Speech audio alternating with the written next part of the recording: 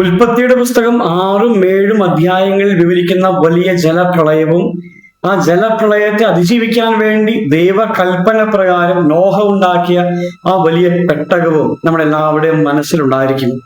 എന്നാൽ പ്രളയജലത്തിന് മുകളിൽ ഒഴുകിക്കിടക്കുന്ന ആ പെട്ടകം അത് യേശുവിന്റെ നിഴലായിരുന്നു എന്ന് എത്ര പേർക്കറിയാം. പ്രളയപ്പരപ്പിന് മുകളിൽ ഒഴുകിക്കിടക്കുന്ന ആ വലിയ പെട്ടകം മുഴുവൻ പറയുന്നത് ഭാവിയിൽ ക്രിസ്തുവിലൂടെ ലഭിക്കാൻ പോകുന്ന രക്ഷയെക്കുറിച്ച് മാത്രമാണ്. നോഹയുടെ പെട്ടകം യേശുവിലൂടെ ലഭിക്കുന്ന രക്ഷയാണ് സൂചിപ്പിക്കുന്നത് ആദ്യം പഠിപ്പിച്ച സഭാപിതാവാണ് 2-ാം നൂറ്റാണ്ടിൽ ജീവിച്ചിരുന്ന വിശുദ്ധ ജസ്റ്റിൻ. അദ്ദേഹം ഇങ്ങനെ പറഞ്ഞു, നോഹയും കുടുംബവും പെട്ടകത്തിലൂടെ ജലപ്രളയത്തെ അതിജീവിച്ചതുപോലെ യേശു ക്രിസ്തുവിന്റെ കുരിശു മരണം വഴി അവന്റെ നാമത്തിലുള്ള ജ്ഞാനസ്നാനം വഴി ദൈവമക്കൾ പാപത്തിന്റെ വിനാശത്തിൽ നിന്ന് രക്ഷ പ്രാപിക്കുന്നു.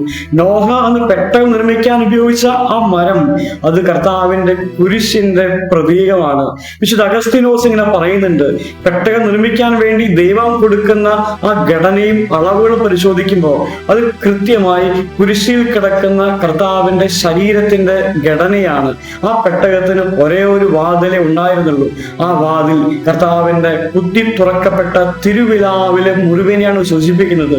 ആ മുറിവിൽ നിന്നാണ് തിരുസഭയും ഉദാശകളും ഉണ്ടായത്. 3-ാം നൂറ്റാണ്ടിൽ ജീവിച്ചിരുന്ന സഭാപിതാവായ വിശുദ്ധ സിപ്രിയാൻ ഇങ്ങനെ പറയുന്നുണ്ട്, ജലപ്രളയത്തിന്റെ സമയത്ത് പെട്ടകത്തിന് പുറത്ത് രക്ഷയില്ലാതിരുന്നത് പോലെ യേശു ക്രിസ്തുവിന് പുറത്ത് ആർക്കും രക്ഷയില്ല.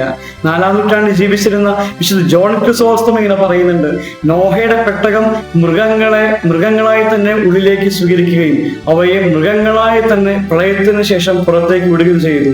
എന്നാൽ ക്രിസ്തുവാകുന്ന പെട്ടകത്തിന്റെ പ്രത്യേകത അവൻ പാപികളെ ഉള്ളിലേക്ക് സ്വീകരിക്കുകയും അവരെ നീതിമാന്മാരാക്കി വിശുദ്ധരാക്കി പുറത്തുവിടുകയും ചെയ്യുന്നു. എന്ന് പറഞ്ഞാൽ നോഹയുടെ പെട്ടകത്തെക്കാൾ ശ്രേഷ്ഠമാണ് യേശു ക്രിസ്തു എന്ന യഥാർത്ഥ പെട്ടകം.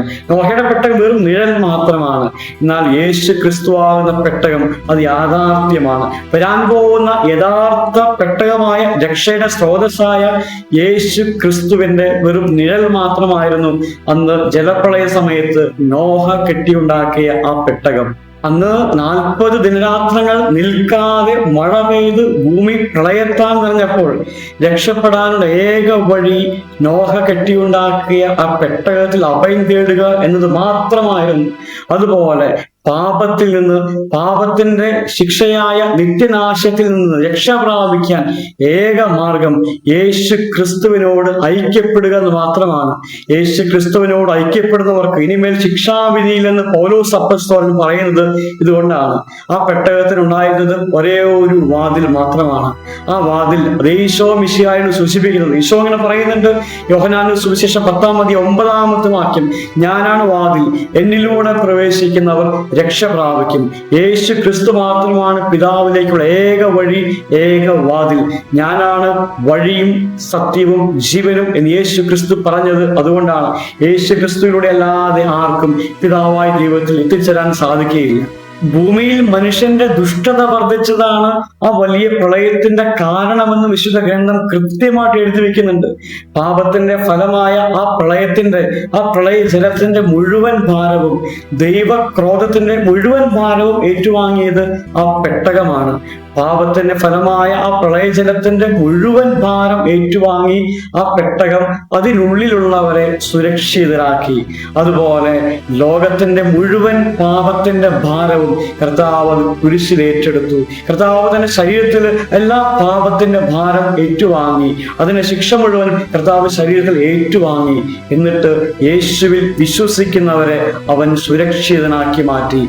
പെട്ടകം അതിനുള്ളിലുള്ളവരെ സുരക്ഷിതരാക്കിയതുപോലെ യേശു ക്രിസ്തു അവന്റെ കുരിശുമരണത്തോട്, ഉദ്ധാനത്തോട്, മാമോദിസായിലൂടെ ചേർന്നിരിക്കുന്നവരെ അവന്റെ പാപപരിഹാര ബലിയുടെ യോഗ്യതയാൽ സുരക്ഷിതരാക്കി മാറ്റുന്നു. നോഹയും കുടുംബവും ആ പെട്ടകത്തിൽ കയറിയതിനു ശേഷം ദൈവം തന്നെയാണ് ആ പെട്ടകത്തിന്റെ വാതിലടച്ച് അവരെ സുരക്ഷിതരാക്കിയതും. ദൈവത്തിന്റെ ഒരു തിരഞ്ഞെടുപ്പ് അവിടെ കാണാൻ സാധിക്കും. ആ തലമുറയിലെ നീതിമാനായ നോഹ നോഹയെ ദൈവം പ്രത്യേകമായി തെരഞ്ഞെടുത്ത് ആ പെട്ടകത്തിൽ സുരക്ഷിതനാക്കി. അവനോടൊപ്പം അവന്റെ കുടുംബത്തെയും. യേശു ക്രിസ്തുവിന്റെ ശരീരത്തിലെ അവയവങ്ങളായി, അംഗങ്ങളായി നമ്മൾ ഇപ്പോൾ ആയിരിക്കുന്നതിന് പുറകിലും ദൈവത്തിന്റെ ഒരു തിരഞ്ഞെടുപ്പുണ്ട്. വിശുദ്ധ പൗലോസ്ലീഹ എഫേസോസ്കാർക്ക് ലേഖനം 1-4 തന്റെ മുമ്പാകെ സ്നേഹത്തിൽ പരിശുദ്ധരും നിഷ്കളങ്കരുമായിരിക്കുവാൻ ലോക സ്ഥാപനത്തിന് മുമ്പ് തന്നെ അവിടുന്ന് നമ്മെ ക്രിസ്തുവിൽ തിരഞ്ഞെടുത്തു.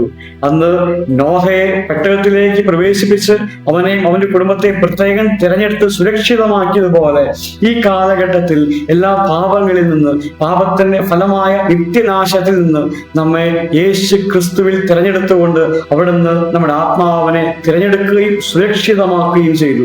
നോഹയുടെ കാലത്തുണ്ടായ ആ വലിയ ജലപ്രളയത്തെ കുറിച്ചും ആ ജലപ്രളയത്തിൽ പെട്ടകത്തിലൂടെ നോഹയും കുടുംബവും രക്ഷപ്പെട്ടതിനെ കുറിച്ചും യഹൂദ ജനത, പഴയ നിയമ ജനത ആവർത്തിച്ച് വായിക്കുമ്പോൾ, വിവരിക്കുമ്പോഴും അവർ അറിയാതെ പ്രവചിച്ചുകൊണ്ടിരുന്നത് വരാൻ പോകുന്ന മിശിഹായെ കുറിച്ചാണ്. മിശിഹായിലൂടെ ദൈവമക്കൾ മുഴുവനും പാപത്തിന്റെ ആ വലിയ പ്രളയത്തിൽ നിന്ന്, നിത്യശിക്ഷയിൽ നിന്ന് മോചനം പ്രാപിക്കും എന്നതിനെ കുറിച്ചാണ് അവർ പോലും അറിയാതെ പ്രവചിച്ചു കൊണ്ടിരുന്നത്.